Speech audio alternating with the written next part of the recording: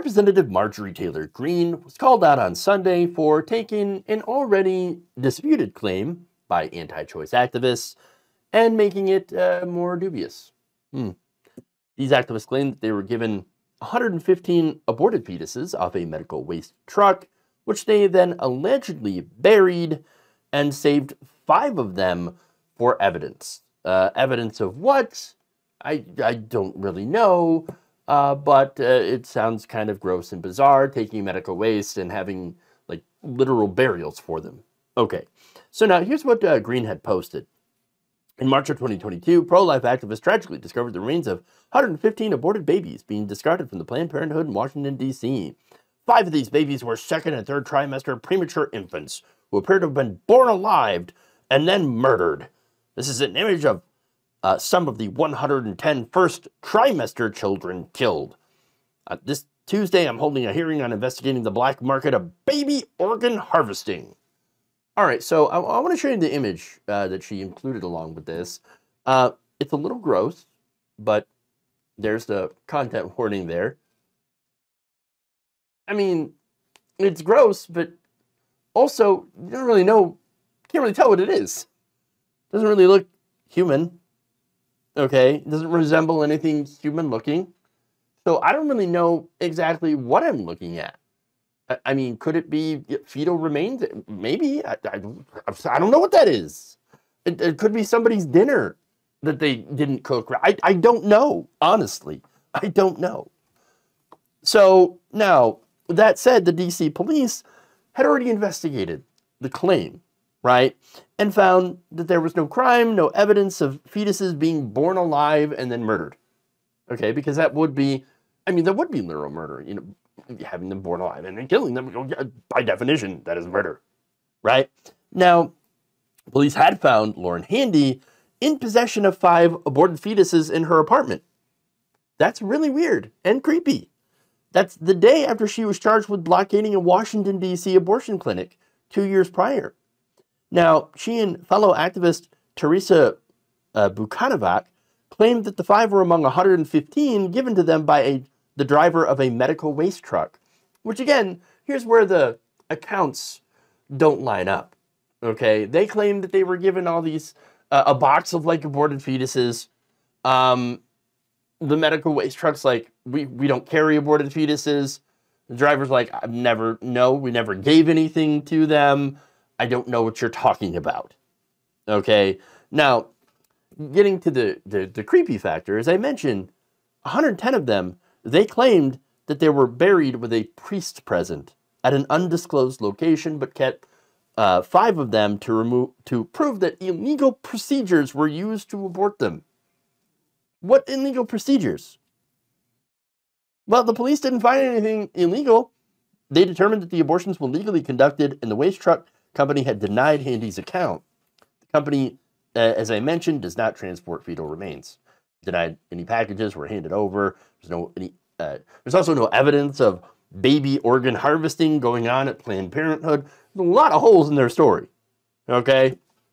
Now, they claim, oh, we have videos of, Planned Parenthood workers discussing fetal organ harvesting. Well, these videos, and they come from a disputed group, right? A group that has put out heavily edited videos. Their video showed people discussing reimbursements for the logistical costs of donating fetal tissue. Fetal tissue that was not alive to begin with.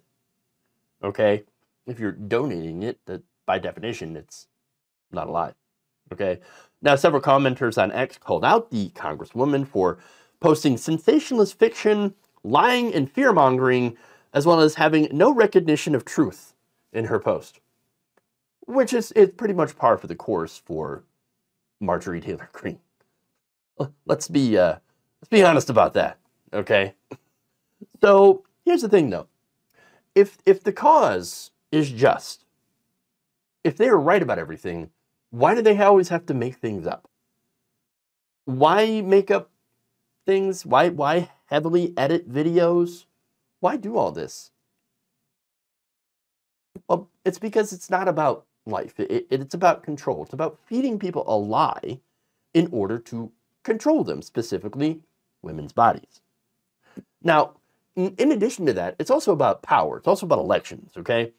Anti-choice voters are a very reliable voting bloc, and they are usually single-issue voters. It's the only thing that they care about. So they don't vote on other things, but they vote on trying to deny people abortions, okay? All they care about is stopping it. And what happens, usually, is the people that they send to Congress actively vote to make these people's lives worse, economically. And if they're women, strip their rights away. They don't see, because they're in such a fervor to try to save the babies, that they don't see the lies and manipulations that are used to keep them voting for their own, well, you know, for their own worst economic outcomes. You know what I'm saying? As well as their rights. Look, if you're really paying attention to the Republican Party and what's actually pro-life, you would realize that the current Republican Party is not pro-life at all. They're pro-death penalty. They're pro-police brutality. They're pro-child labor with limited safeguards. Limited or no safeguards. There's already been children, teenagers that have died in chicken plants that Republicans are like, totally fine. We should allow those children to work in those dangerous jobs. Not only that, but they're anti-immigration, especially when it comes to families with young children, migrant children. They're anti-regulation so that corporations can slowly poison children with lead and forever chemicals. They're pro-smog, dumping, pro-corporations dumping their waste into waterways, rivers that children can play in. Not only that, again, tainted water filled with fracking fluids. On and on and on. I mean, you could just... numerous examples of how Republicans that claim to be pro-life are not pro-life at all, or pro-child, okay? It's not about this. It's not about life. It's not about protecting children. It is about keeping power, electoral power specifically. Look, Republicans are the first that vote against children's health care, housing, and food aid. Just look at their policy positions. Look at what they vote for. Don't listen to what they say. Listen to how they vote. That's it. If you're really all that concerned about children, by the way, why not tackle homelessness that children face? Around 1 in every 30 American children is homeless every year. That's about 2.5 million children. On any given day, there are approximately 443,000 children in foster care in the United States that could use homes. Why are we so focused on abortion? You got to stop abortion, you got to protect children. Whereas you should be more concerned about making sure these children have forever homes. If you ever actually gave a damn about children and were so pro-life, you might want to focus on the ones who are alive and who are suffering without food, homes. Oh, that's right. That's actually hard. That's the real reason that they don't. It's much easier to harass the young girl at the Planned Parenthood who may have been raped or sexually assaulted, or the woman who already has children but can't afford anymore and her birth control failed, or the young woman who wanted children but had an unexpected medical issue that put her life in danger, with an ectopic pregnancy. No, it's much easier for them, though, to do this performative BS than to actually put their money where their mouth is. And that is to actually protect living children.